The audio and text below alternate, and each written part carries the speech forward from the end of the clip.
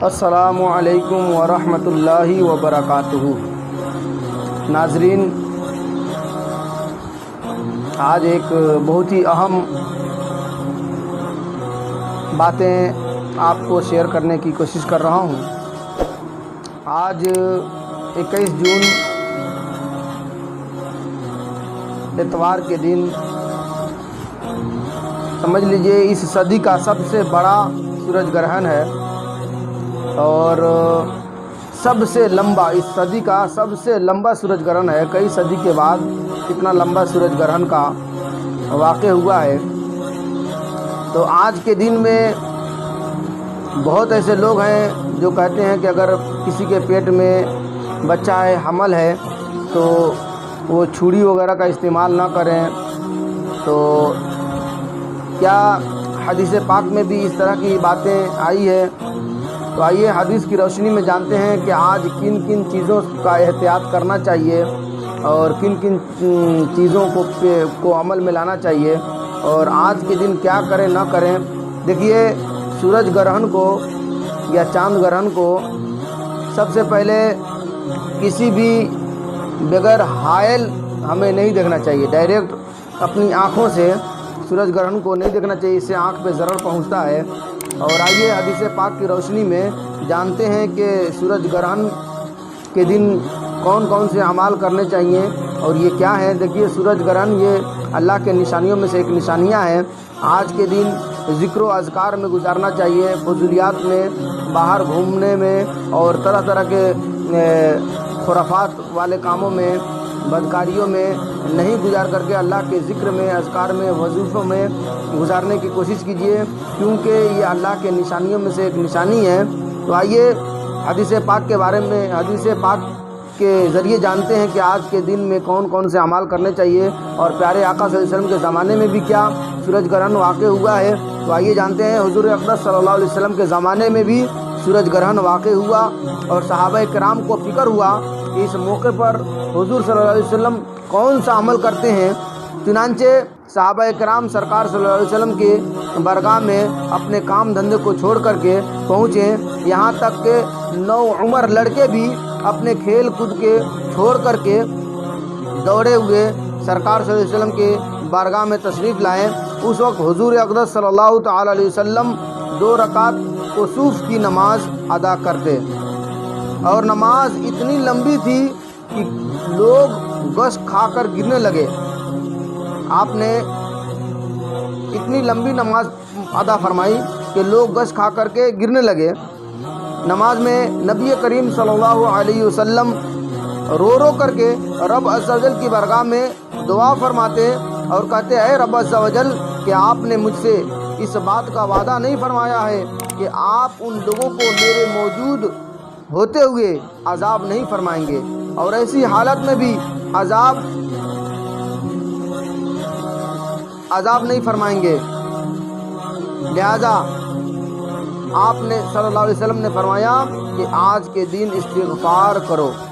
حضور نے یہ بھی کہا کہ جب آفتاب یا چاند گرہن ہو جائے، سورج گرہن یا چاند گرہن ہو جائے، تو گھبرا کر رب کی طرف دوڑو۔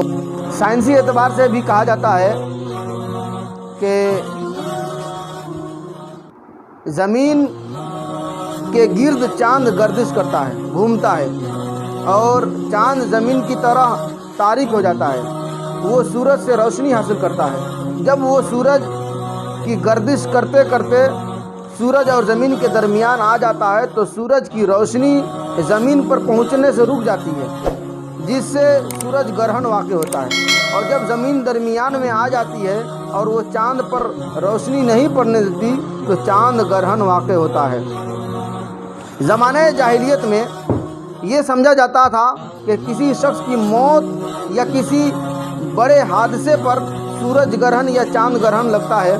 برے صغیر میں لوگوں کا خیال ہے کہ اس موقع پر حاملہ عورتیں چھری وغیرہ کا استعمال نہ کریں، کیونکہ سورج چاند کے گرہن ہونے کی وجہ سے ان کے پیٹ میں موجودہ بچے کا ہونٹ وغیرہ کٹ جاتا ہے۔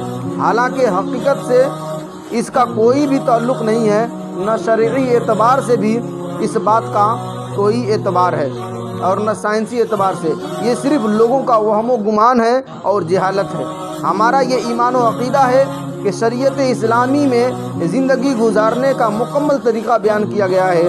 اگر واقعی اس موقع پر حاملہ عورت کے لیے چھری وغیرہ کا استعمال کرنا نقصان دہ ہوتا تو پوری کائنات کے نبی حضرت محمد مصطفیٰ صلی اللہ تعالی علیہ وسلم کی حیات مبارکہ میں جب سورج گرہن ہوا تو اسی دن آپ صلی اللہ علیہ وسلم کے صاحبزادے حضرت ابراہیم رضی اللہ تعالیٰ عنہ کی وفات ہوئی، اور بعض لوگ یہ کہنے لگے تھے کہ گرہن ان کی موت کی وجہ ہوا ہے، تو آپ صلی اللہ علیہ وسلم نے اس کی رد کیا، اس کی تردید کرتے ہوئے فرمایا کہ سورج اور چاند اللہ تعالیٰ کے نشانیوں میں سے 2 نشانیاں ہیں، کسی کی موت کی وجہ یہ گرہن ہرگز نہیں ہو سکتے۔ نبی کریم صلی اللہ علیہ وسلم نے اس موقع پر لمبی نماز پڑھی۔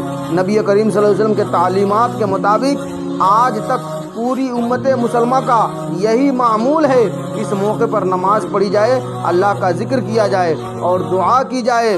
دنیا میں ایسا عظیم الشان نظام ہے کہ وقت پر سورج کا طلوع ہونا، ڈوبنا، چاند اور کروڑوں ستاروں کا خلا میں موجود ہونا، ہوائیں چلنا، سورج کا اور چاند سے روشنی کا ملنا، زمین کے اندر بے شمار خزانے اور زمین میں بڑے چھوٹے پہاڑوں کا موجود ہونا، بادلوں سے بارش کا ہونا، زمین میں پیداواری صلاحیتوں کا ہونا، پھلوں میں ذائقے کا پیدا ہونا، پانی اور آگ کا موجود ہونا، اسی طرح چرندوں، درندوں اور پرندوں کے بے شمار مخلوقات کا موجود ہونا، سب اس بات کی واضح دلیل ہے کہ ان کو پیدا کرنے والی کوئی نہ کوئی ذات ہے، ورنہ یہ سارا نظام کیسے اور کیوں قائم ہو گیا؟